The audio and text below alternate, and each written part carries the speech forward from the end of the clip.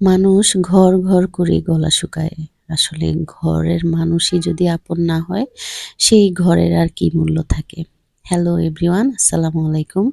সবাই কেমন আছেন? আলহামদুলিল্লাহ আমি ভালো আছি। আজকে সকাল সকাল কাঁচা বাজার নিয়ে এসছে। তো রুই মাছ, চিংড়ি মাছ, কাচকি মাছ, তেলাপিয়া মাছ নিয়ে এসছে আর তরকারি এনেছে। তো আমি এগুলো সব গুছিয়ে দুপুরের রান্না শুরু করে দিলাম। আসলে এই সংসার ঘর প্রত্যেকটা মেয়ের কাছেই খুবই প্রিয়, খুবই আপন। আর সেটার থেকেও বেশি ইম্পোর্টেন্ট হচ্ছে মানুষগুলো। মানুষগুলো তার চেয়েও বেশি আপন। সেই আপন মানুষগুলো যদি একটা মেয়েকে আপন করে না নেয়, তাহলে সেই সংসারের কোনো মূল্যই থাকে না।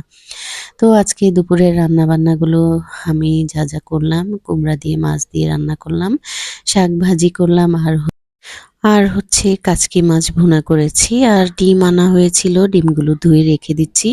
এই ছিল আজকের ব্লগ। সবাই ভালো থাকবেন। আল্লাহ হাফেজ।